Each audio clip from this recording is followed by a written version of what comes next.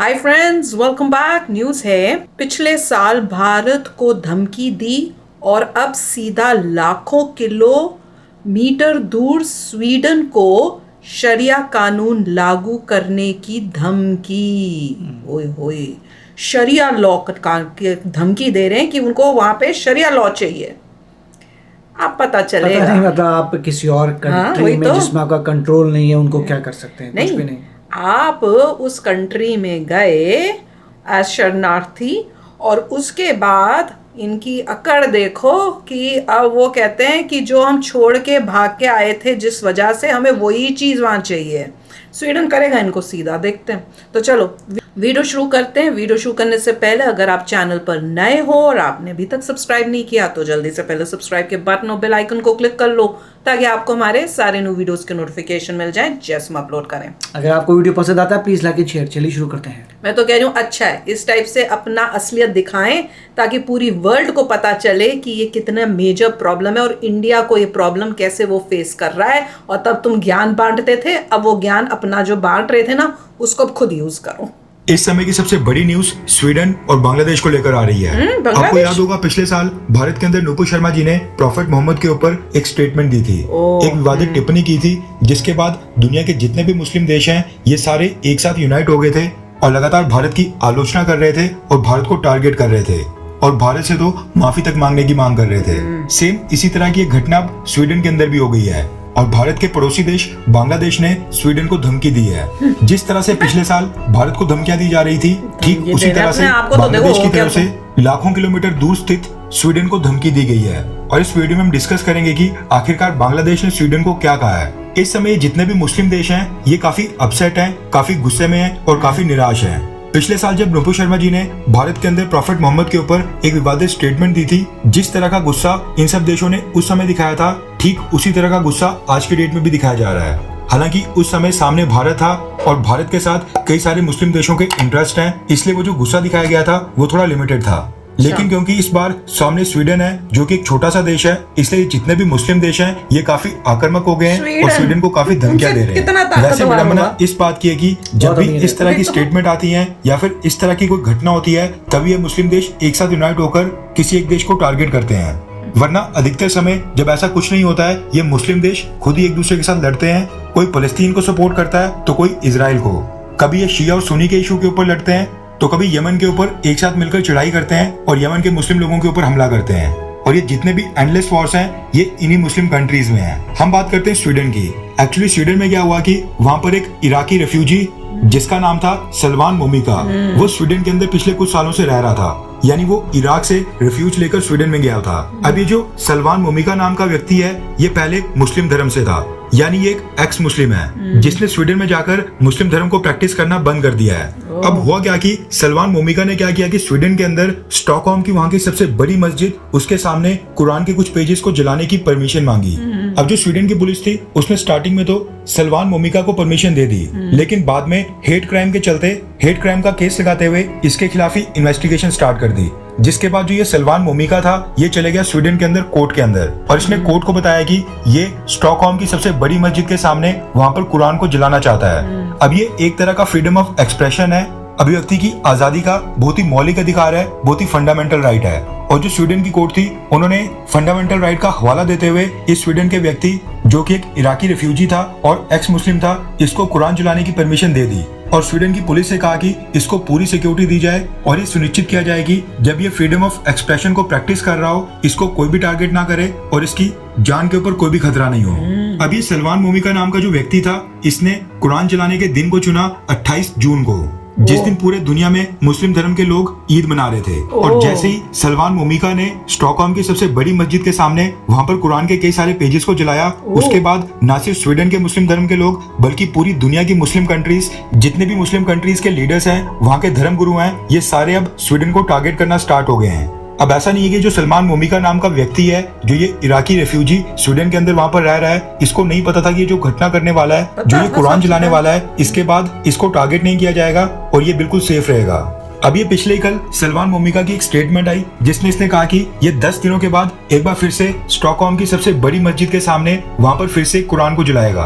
और सलमान मोमिका की इसी स्टेटमेंट के बाद मुस्लिम धर्म के लोग जितने भी मुस्लिम कंट्रीज हैं ये सारे काफी आक्रामक होकर स्वीडन के ऊपर अटैक कर रहे हैं और दुनिया भर में जितने भी स्वीडन की एम्बेसीज हैं, जितने भी स्वीडन के कॉन्सुलेट्स हैं, उनके ऊपर हमला कर रहे हैं और उनका घेराव करके वहां पर प्रोटेस्ट कर रहे हैं ताकि स्वीडन की सरकार जो अगले 10 दिनों के बाद सलमान मोमिका नाम का ये व्यक्ति दोबारा से कुरान के पेजेस को जलाने की बात कर रहा है ये ना करे।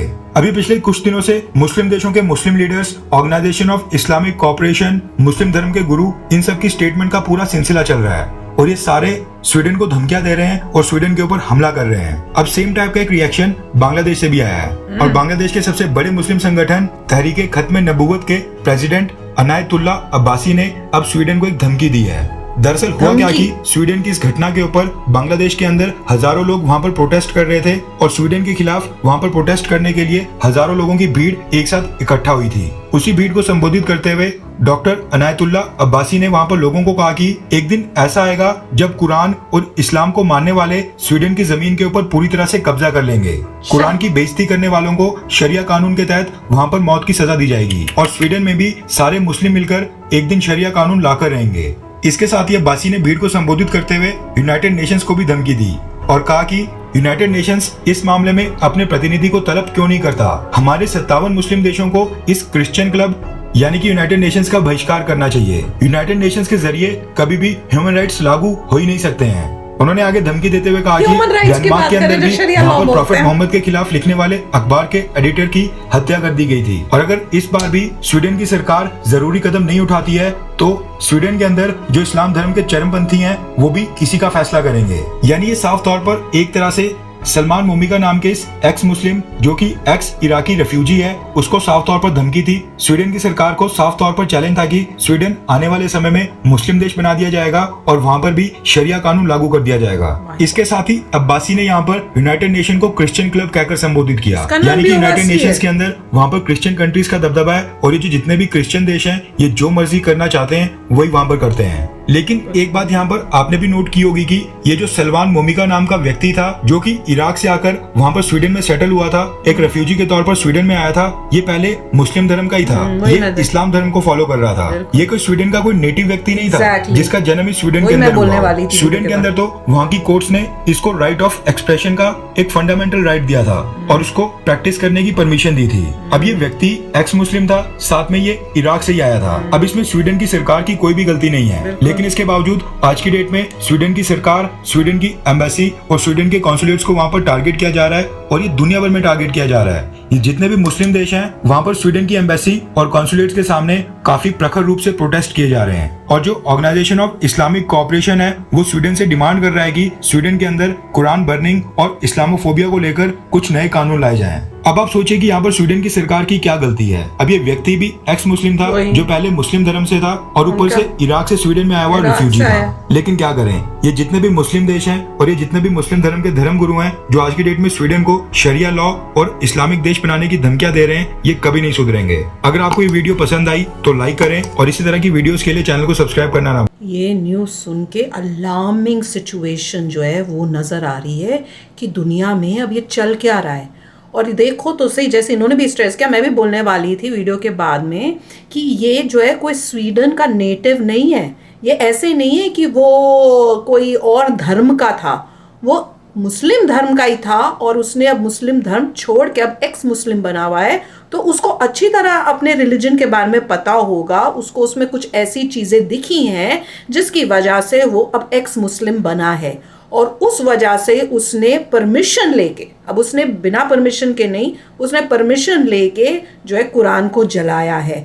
ये नहीं कि उसने इलीगल काम किया या कुछ, उसने परमिशन लिया और जो कोर्ट था उसने कहा कि भैया फ्रीडम ऑफ एक्सप्रेशन है। अब वो कोर्ट ने कहा है, अब उसमें बाकी कोई क्या बोल सकता है? गवर्नमेंट ने तो नहीं कहा ना, कोर्ट ने बोला। इसमें ये याद रखना पड़ेगा स्वीडन एक डिफरेंट कंट्री है। हाँ।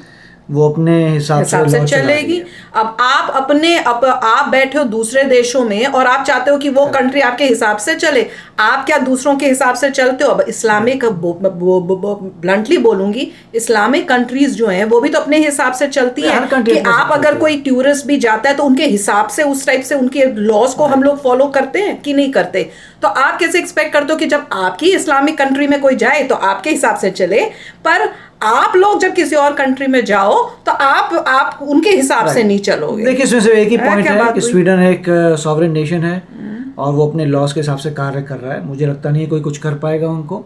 One of the richest countries in the world है। हाँ, इतनी स्ट्रांग है। बांग्लादेश तक उसके अगेंस्ट बोल रहा है। अरे बांग्लादेश को तुम कंट्री किसके सामने तुम बोल रहे हो? इन द वर्ल्ड से। और कैसे कैलकुलेट करते हैं, ऐसे नहीं लाइटली नहीं बोले। GDP divide by per capita आप देख लीजिए, वन ऑफ द पूरेस्ट जो है नीचे, मतलब 100 से आप जो है बांग्लादेश वगैरह है, और स्वीडन टॉप 10 में आ रहा है। तो नहीं, और साथ में ये भी देखो कि ये बांग्लादेश हो गया और दूसरी जो खड़े होके बोल रहे हैं कि आप कितना फ्रीडम देते हो बाकी रिलीजन्स को अपने वहां पे। आप माइनॉरिटीज जो है उनकी कंडीशंस जो है वो पहले देखो, फिर उठो और कुछ और बोलो। पहले वही कहते हैं ना कि प्रीच करने से पहले जो है ना, फॉलो बिफोर यू प्रीच। पहले वो तो करो, फिर आके बोलो। और कौन किस कंट्री में क्या करता है, किस तुम्हारा वो उनकी कंट्री है, वो अपने हिसाब से चलाएंगे। और मुझे नहीं लगता कि इनके प्रोटेस्ट से या कुछ से स्वीडन जो है वो कुछ होगा, बल्कि ये अपने रिलेशनशिप्स और खराब करेंगे। स्वीडन क्या करेगा, अपने सारी एम्बेसीज उन कंट्रियों से हटा लेगा। लोग ही आने चाहते हैं, तुम वहां से लोग आना चाह रहे हैं, स्वीडन से तो कोई इनके वहां जाता नहीं है। बिल्कुल, तो मत आओ भाई, तुम मत आओ। स्वीडन से कोई बाहर जाना नहीं चाहता, लोग स्वीडन में आना चाहते हैं। मगर दूसरी बात यह है कि स्वीडन जो है वो नेटो के लिए कोशिश कर रहा था, नेटो की मेंबरशिप के लिए। तो अब टर्की हो सकता है और अड़ंगे डालेगा।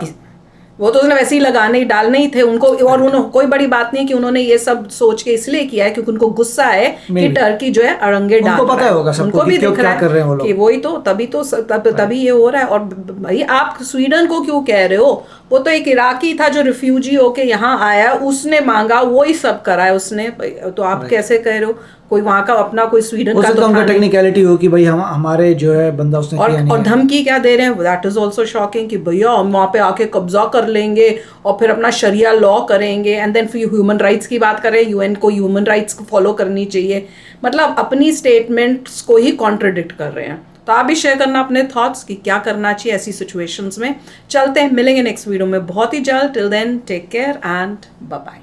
तो अगर आप मेरे इस चैनल पे नए हो तो जल्दी से सब्सक्राइब के बटन को हिट करो और बेल आइकन को क्लिक करो ताकि आपको मेरा जब नया वीडियो मैं लगाऊं आपको उसके बारे में जल्दी से पता चल जाए।